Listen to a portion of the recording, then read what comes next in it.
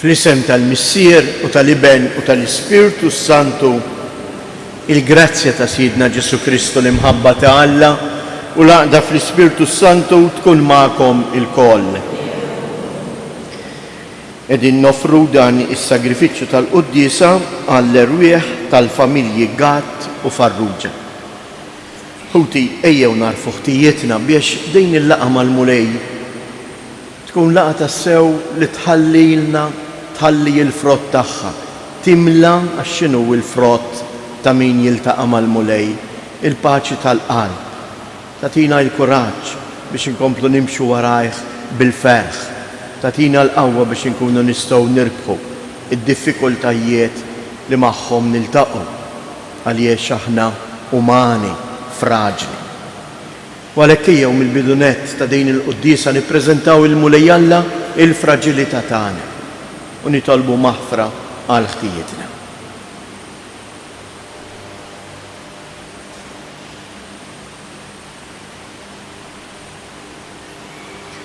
Mulej ħniena, Kristu ħniena, mulej ħniena.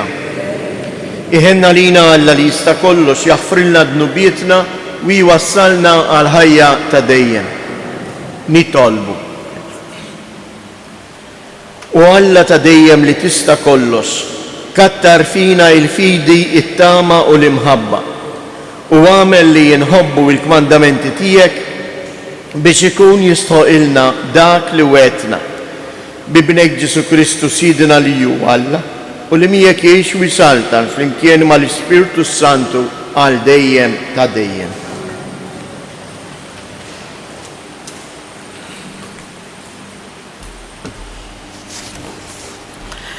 Qari mill-Ittra ta' San Pawl Apostlu lill-Efesin. Ħuti, uqgħodu għal xulxin fil-biża' ta' Kristu. Intom in-nisa uqgħodu għal żwieġkom bħalli kieku għal mulej, għax ir-raġel hu ras il-mara, bħalma Kristu hu ras il-Knisja, is-Salvatur tal-ġisem tiegħu. Għalhekk bħalma l-Knisja toqgħod għal Kristu hekk ukoll in-nisa għandhom joqogħdu għal żwieġhom f'kollox. Intom l-irġiel ħobbu n-nisa tagħkom kif Kristu ħabb il-Knisja u taħajtu għalija u dan għamlu biex iqaddisha u jnaddafa bil-ħasil tal-ilma u l-kelma u biex irassaqa qudiemu din il-Knisja sabiħa bla tebba, bla tikmix, bla għajb u b'xejn minn dan, imma qaddisa u bla tmaqdir minn ħadd. Hekk għandhom ukoll l-irġiel iħobbu n-nisa tagħhom bħalli kieku ġisimhom stess. Min iħobb il-martu ikun iħobb lilu nnifsu. Qatt ħadd ma bagħat il-ġismu stess, iżda imantnieh u jieħu ħsiebu bħalma jagħmel Kristu mal-Knisja għax aħna lkoll membri tal-ġisem tiegħu.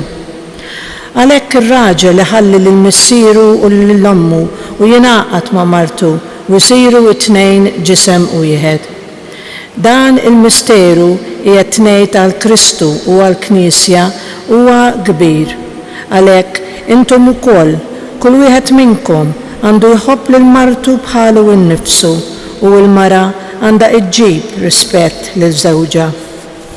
Il-kelma tal-mulej. Ħieni kull min jibża mill-mulej. Ħieni kull min jibża mill-mulej. Ħieni kull min jibża mill-mulej, kull min jimxi fit-triqat tiegħu. Mix-xogħol ta' jdejk inti tiekol, ħieni jint u risqek tajjeb. Ħieni kull min jibża mill-mulej. Martek tkun bħal dilja għammila fl-irkejjen ta' darek u lidek bħal xitel ta' żabbuġ madwar il-mejda tiegħek. Ħieni kull min jibża mill-mulej. Ara kif ikun imbierek il-bniedem li jibża mill-mulej. Ibierkek il-mulej minn Sion, jalla tara il-ġid ta' Ġerusalem tul ħajtek kollha. Ħieni kull min jibża mill-mulej. Alleluja, alleluja, alleluja. Infaħrek missier sit is-sema u l-art, għax inti dawn il-ħwejjeġ tas-salt nawrejthom li ċkejknin. Alleluja, alleluja, alleluja. Il-mulej ma'kom. Qari mill-Evanġelju skont San-Luqa. F'dak iż-żmien Ġesu qal lil xiex tiżbaħ is-saltna ta' Alla u ma xiex se nxebbħuha. Tixbaħ lil żerrija tal-mustarda li wieħed raġel qabad u żera fil-ġnien tiegħu. Imbagħad kibret u saret siġra u l-asafar tal-ajru marru jbejtu fil-frijej tagħha. U reġa' qalilhom ma xiex se nxebbħuha s-saltna ta' Alla. Tixbaħ lil ftit ħmira li waħda mara qabdet u ħaltet ma' 3 sijant qiegħ sakemm għoliet il-għaġna kollha. Il-kelma tal-mulej.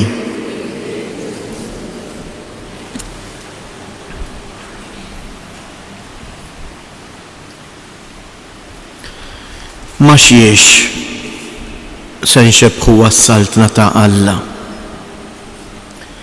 Nagħmel mistoqsija oħra.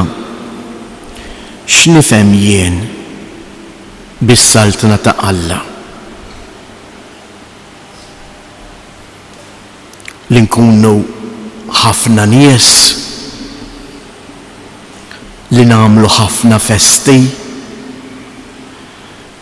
li jkollna ħafna knejjes ippakjati bin-nies.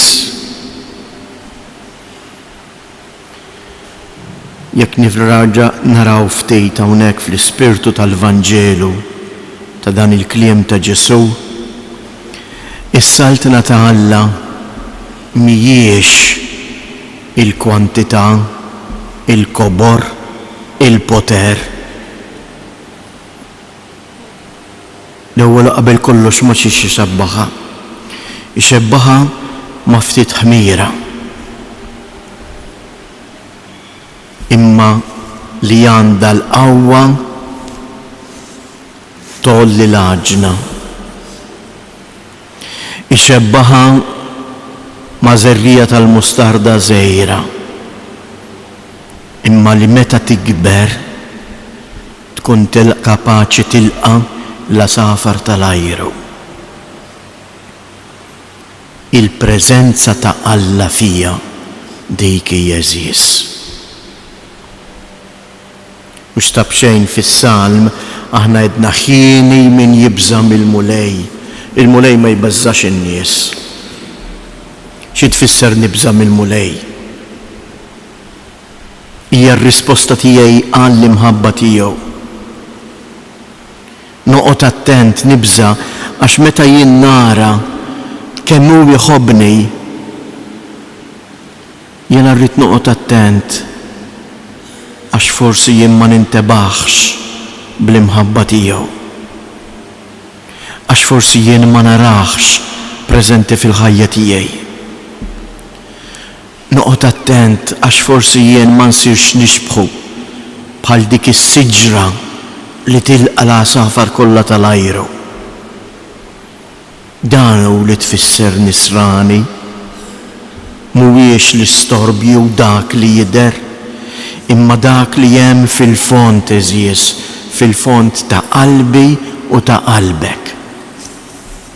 Dik iż-żerrija tal-mustarda inżeret fil-qalb tiegħi u fil-qalb tiegħek biex jien issa bis-smieħ tal-kelma tal-Alla f'ħajti li l-kelma tal-Alla tenni nintebaħ kemm iħobbni inkun kapaċi nibda narmi bħal siġra li toħroġ il-frijej tinfetaħ biex tkun kapaċi tilqa' mhux biss lill-Alla imma dak kollu li hu ta' Alla.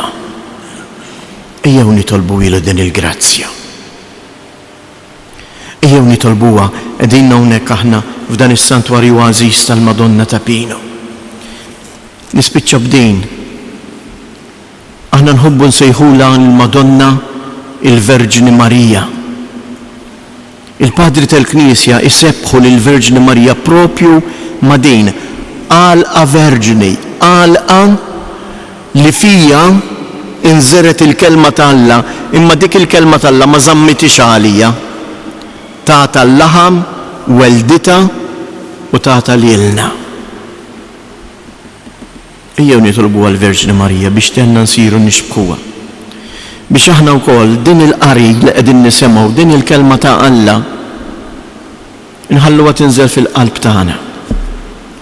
Natuha ċans tikber u bħala ħaġna tollina il-fuq lejn Alla biex aħna wkoll nkunu nies li kapaċi nilqgħu u ngħinu lil xulxin.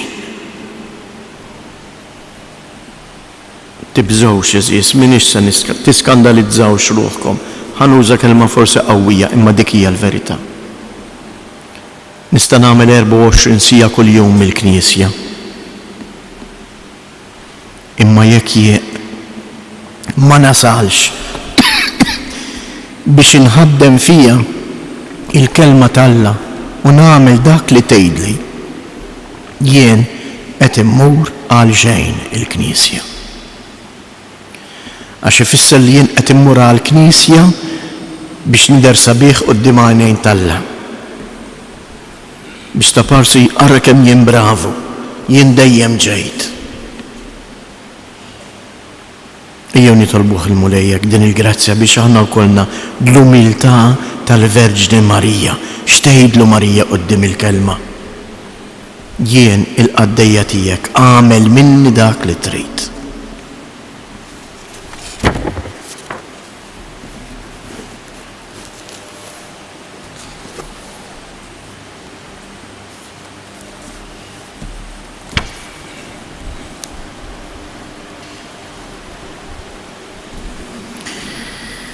Fiduċjusi fl-imħabba li l-mulej għandu lejna u li xeħed ħarstu fuqna u li jiżra fina il-kelma tal-ħajja ejjew nrisqulu it-talbiet tagħna.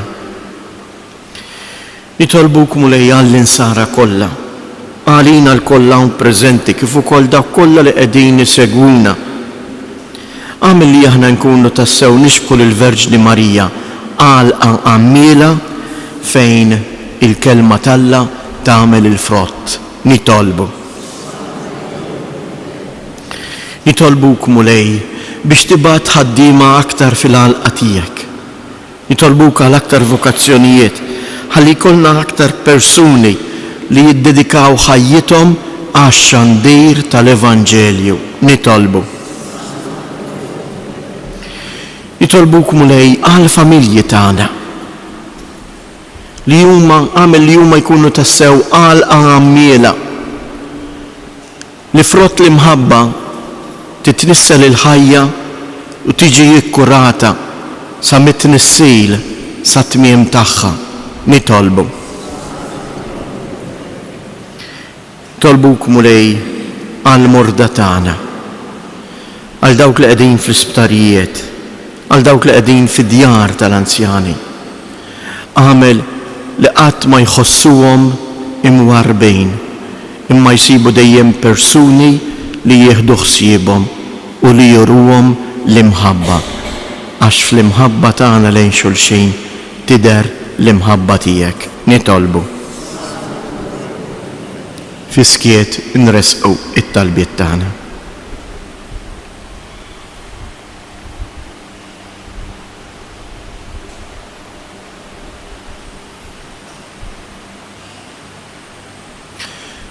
Il-qamulej dawn it-talbiet ta' din il-familja li nġabret madwarek biex tqimek u biex tisma' il-kelma tiegħek.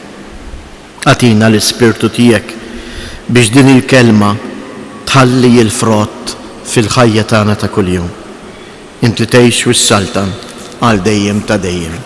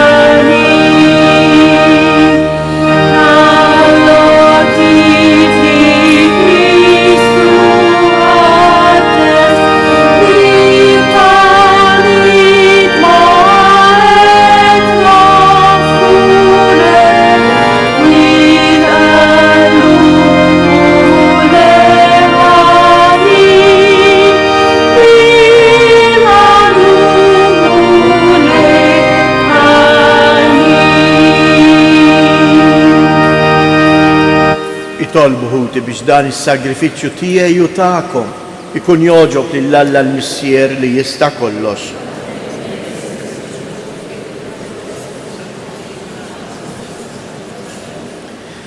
Ħares mulej lejn l-offerta li l-Knisja qiegħda tagħmel lill-kobor tiegħek biex is-servizz tagħna ikun tal-akbar glorja għalik bi Kristu Siedna. Il-mulej magħkom. Nerfu lubna il-fuq, nizzu ħajr lil-mulej Alla tagħna. Sewwa u xieraq tas-sew Missier Qaddis, tajjeb u taġi tas-salvazzjoni tagħna li dejjem u kullimkien inroddulek ħajr bibnek il-Għażiż Ġesu Kristu, il-Verb tiegħek li bih għamilt kollox li jintbattulna bħala Salvatur u Feddej, ma'mul bniedem mill-Ispirtu Santu u imwielet minn Marija Verġni. U għatem ir-rieda tiegħek u kiseb għalik poplu Qaddis u fil-passjoni tiegħu fetaħ idej fuq is-salib biex iħollna mill-irbit tal-mewt u jurina il-qawmien għal-ħajja.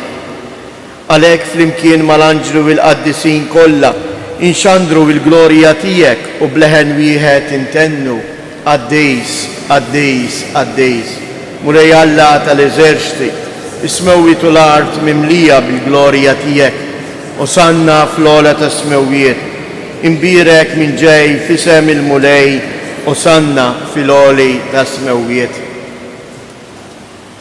Għaddis ta' sewient mulej, inti lajn ta' kull qdusija, għaddes għalek nitolbu dawn l-offerti bil-barka tal-Ispirtu tijek biex isiru għalina il-ġisem u id-dem ta' Sidna Ġesu Kristu. Li meta kien sejnata biex mirraj ħibati ħal-ħobs radd il-ħajr qasam tal id-disċipli tiegħu u qal: ħudu u kulu il-koll minn dan għax dan huwa ġismi li jingħata għalikom.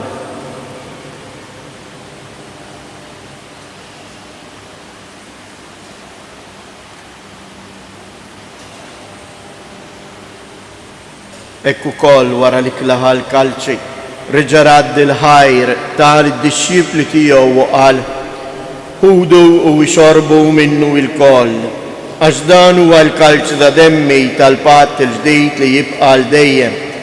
Id-dem li jixxirret għalikom u għall-bnedmin kollha għal maħfra ta' dnubiet. Għamlu dan tifkira tiegħi.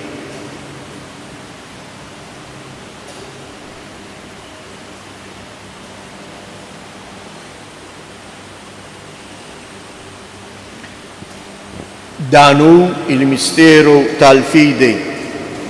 Ħabbru l-mewt tiegħek mulej, inxandru bil-ferħ il-qawmien tiegħek, nistennewk sa ma tiġi fil-glorja.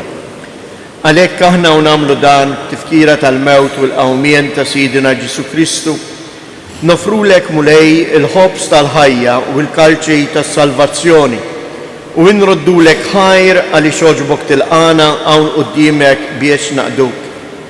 U mitċo kontana nitolbu li l-Ispirtu Santu jaqadna f'ġisem wieħed, lilna li nieħdu sem mill-ġisem u id-dem ta' Kristu. Ftakar mulej fil-Knisja tiegħek imxerda mad-dinja kollha u ittaqa' fl-imħabba fl-imkien mal-Papa Franġisku, mal-Isqof tagħna Anton, l-Iskfijiet u l-Ministri tiegħek kollha. Ftakar ukoll f'ħutna li raqdu bit-tama tal-qawmien. Ftakar fil-mejtin kollha, daħħalhom quddiemek fid-dawl tas-sebħ tiegħek. Ħenna lina l-koll nitolbuk, għati lilna wkoll il-wirt tal-ħajja ta' dejjem, flimkien mal-Verġni mqazzhom Malla Marija, ma' San Ġusepp, l-Apostli u l-Qaddisin kollha li jgħixu fil-ħbiberija tiegħek sa mill-bidu tad-dinja. Għamel li magħhom infaħruk u nsebħuk b'Ġesu Kristu ibnek.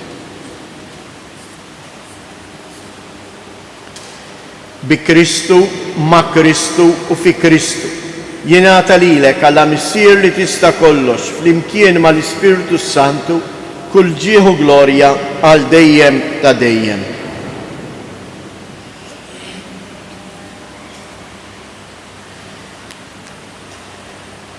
Tiġi saltnatek.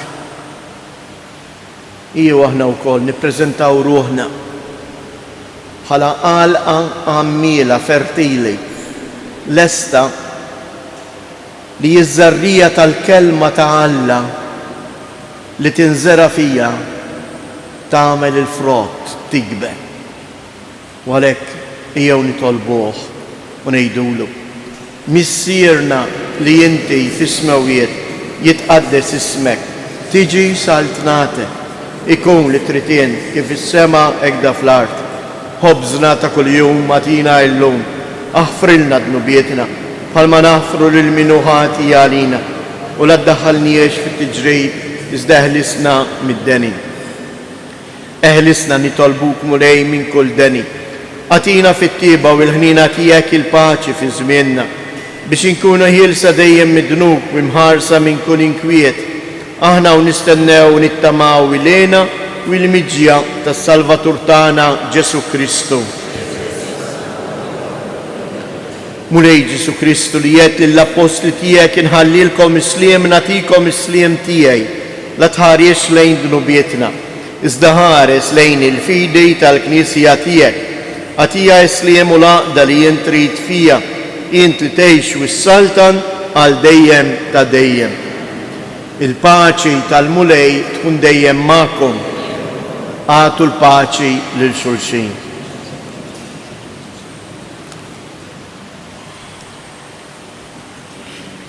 ħaruf ta' Alla li tneħħi d-nubiet tad-dinja ħenna għalina.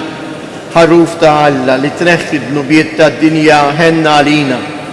ħaruf ta' Alla li tneħħi d-nubiet tad-dinja għatina il-paċi.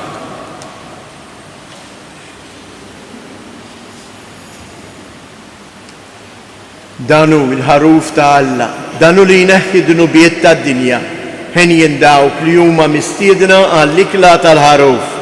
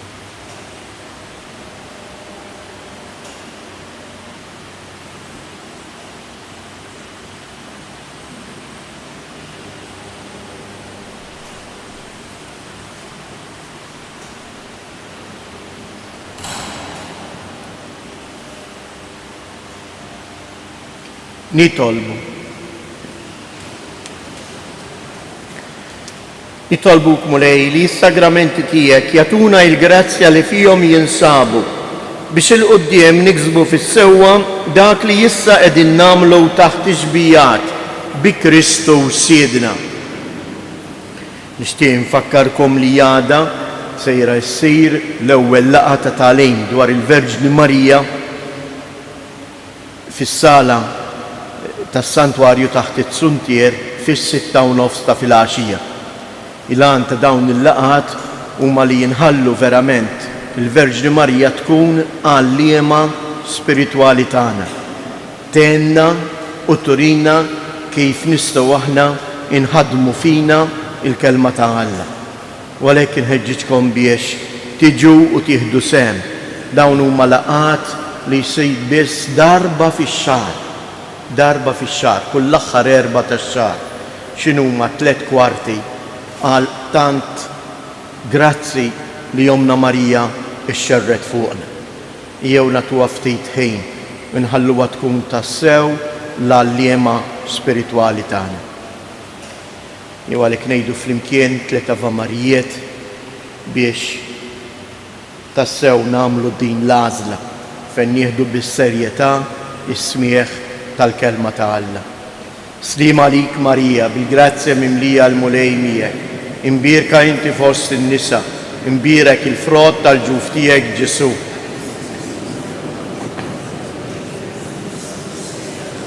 Slim għalik Marija, bil-grazzja mimlija l-mulej miegħek. Imbirka inti fost in-nisa, imbirek il-frott tal-ġuf tiegħek Ġesu. Slim għalik Marija, bil-grazzja mimlija l-mulej miegħek. Imbirka inti fost in-nisa, imbirek il-frott tal-ġuf tiegħek Ġesu. Madonna ta' Pinu, Sultana tal-familja, ħarstek fuqna dejjem żomm. Il-mulej magħkom. Iberikkom Alla li jista' kollox il-Missier, l-Iben u l-Ispirtu Santu. Morru u għejxu fil-paċi ta' Kristu.